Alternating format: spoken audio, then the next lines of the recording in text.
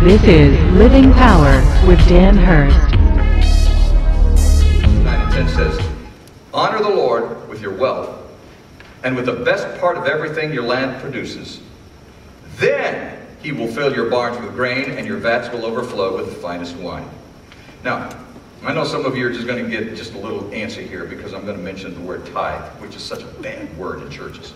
People just, oh, tithing, you know, it's like, you know, you could say a dirty word and people get there, oh, I can't believe you said that. But you say tithe and people go, oh, tithing. Let me tell you something about tithing.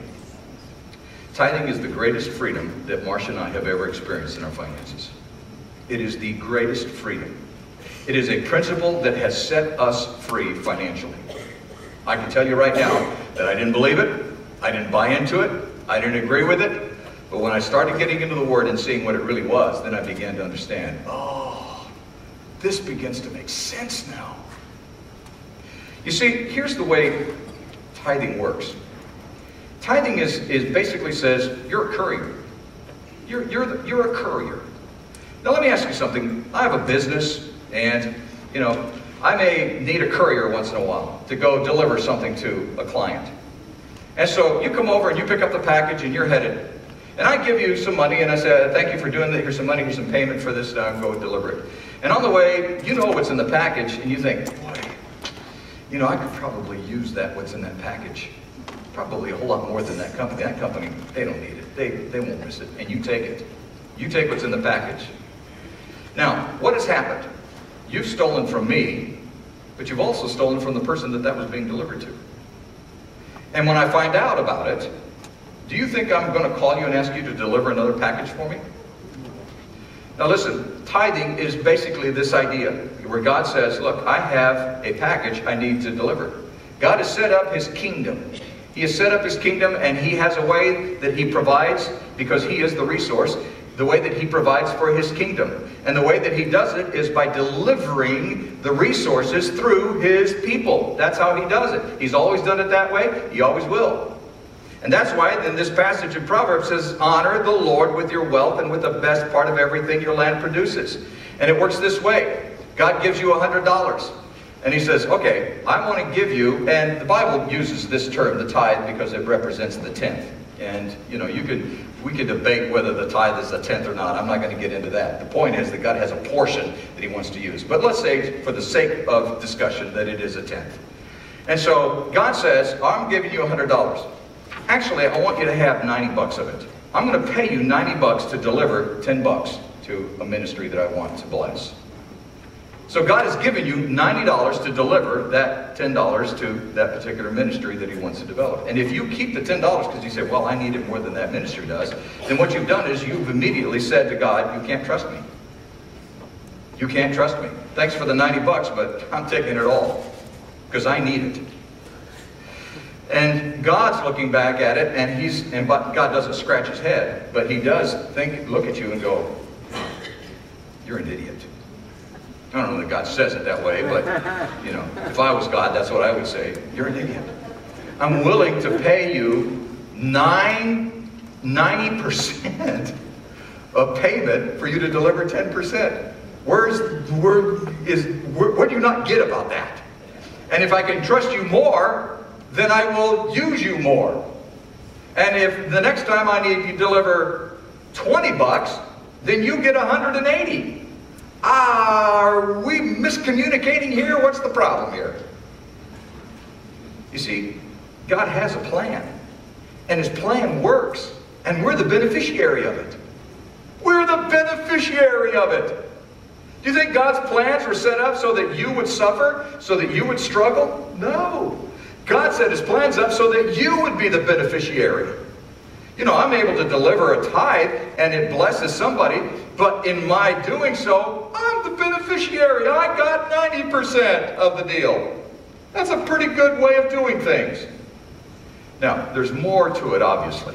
It has to do with my love for the Lord, wanting to please him, wanting to serve him, wanting to be used, wanting to be available to him, wanting to be obedient to him. All of that certainly comes into it. This is not one of those deals where I've worked out a work agreement with God. You pay me and I'll be your courier. It's not that type of a deal at all. I'm just using that as an example. But I want you to understand that God sees money as a tool. And he sees it as a useful tool. And so he wants us to use money as a tool. 1 Timothy 6, verses 6 through 10. True religion with contentment is great wealth. After all, we didn't bring anything with us when we came into the world, and we certainly cannot carry anything with us when we die. So if we have enough food and clothing, let's be content.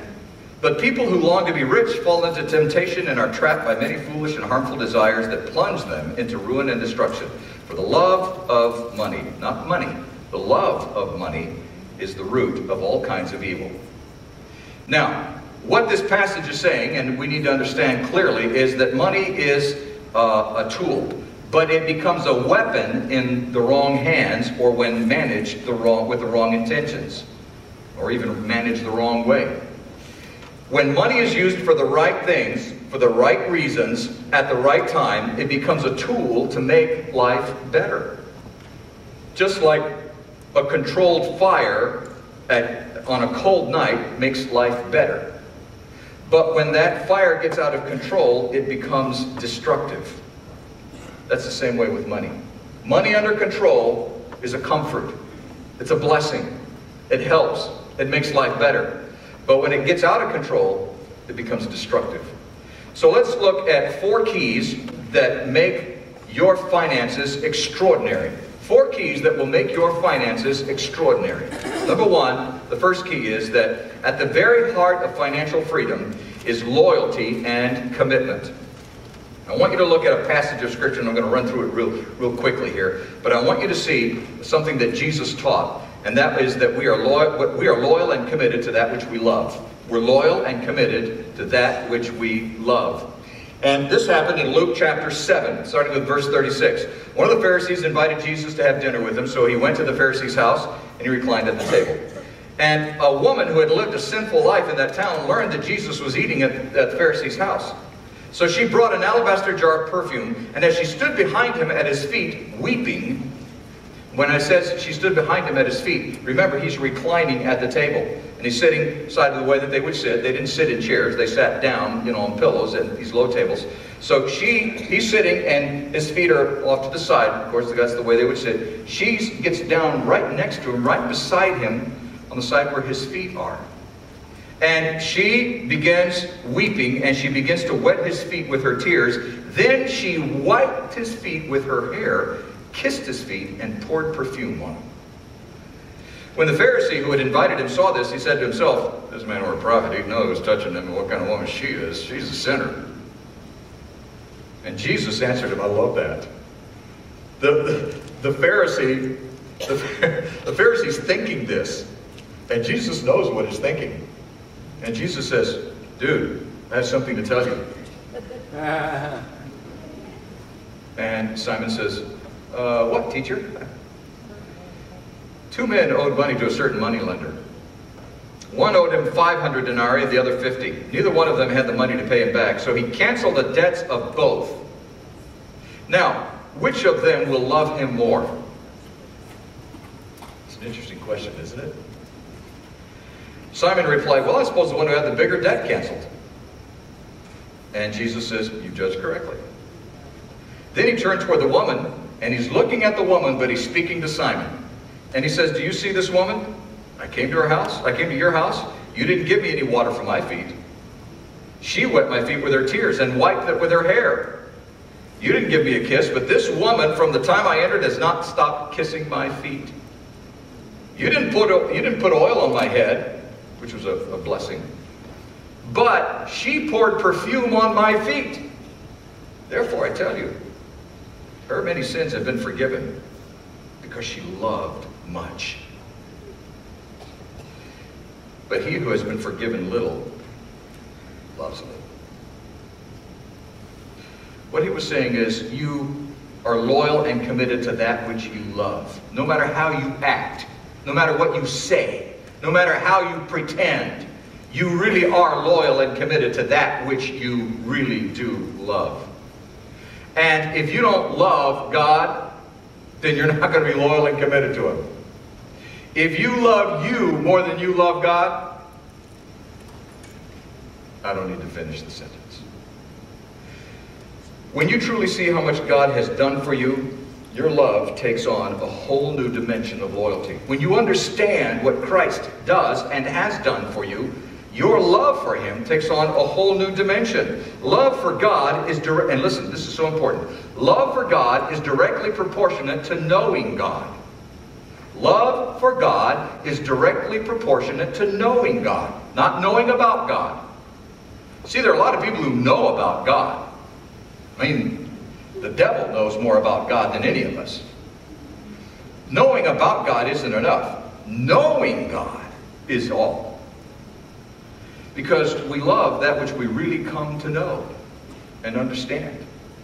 It's all about knowing God, getting to know God, getting into his word and discovering him and enjoying a relationship with him and letting him bless you and letting him reveal himself to you little by little by little by little. By the way, you couldn't take it all if God just suddenly revealed everything there was to reveal. You couldn't take it. But he reveals himself little by little by little so that you can assimilate it and then take in a little bit more and then a little bit more and a little bit more. The more you get to know him, the more you fall in love with him. We are loyal to that which we love. But love for God, as I said, is directly proportionate to knowing God.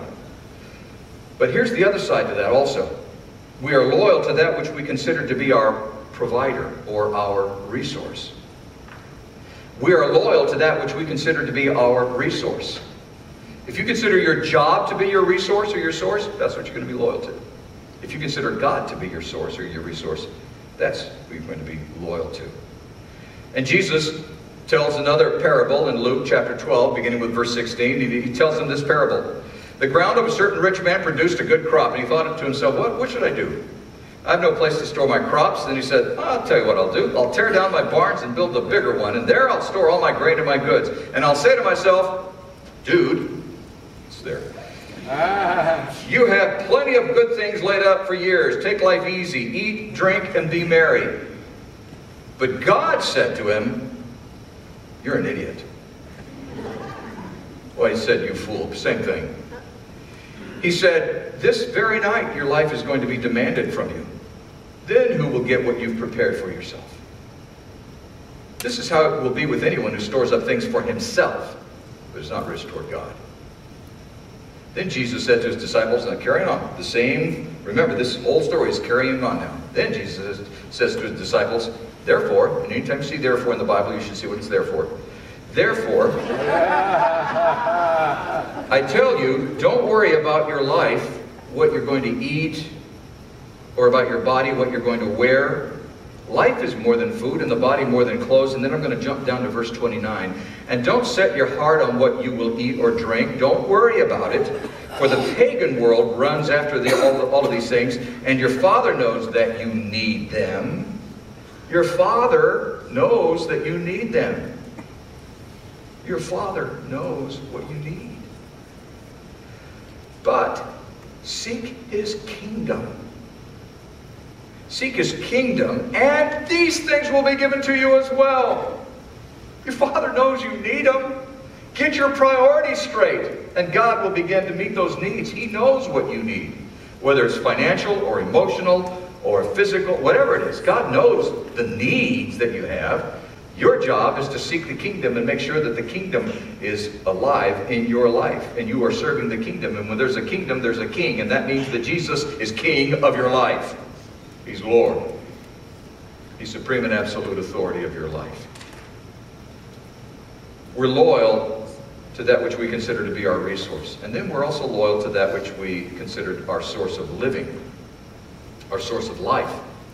He tells a story in Mark. Jesus sat down opposite the place where the offerings were put, and this was in the temple. And so Jesus loved to do this. It was it's interesting when you read the life of Christ, but this is something that Jesus loved to do. He loved to watch people. By the way, it's no different. He still loves watching people. He loves watching you. God loves watching his creation. So Jesus sat down opposite the place where the offerings were put, and he watched the crowd putting their money into the temple treasury. Many rich people threw in large amounts, but a poor widow came and put in 2 very small copper coins worth only a fraction of a penny. And calling his disciples, Jesus said, I'm going to tell you something, guys. This poor widow has put more into the treasury than all the others. They gave out of their wealth. She gave out of her poverty. She put in everything, all she had to live on. She gave everything. That widow knew the secret to financial freedom. She knew the secret to financial freedom. She swapped out that which she had the least of for that which God has the most of. She made God her source. She wasn't her source. She made God her source.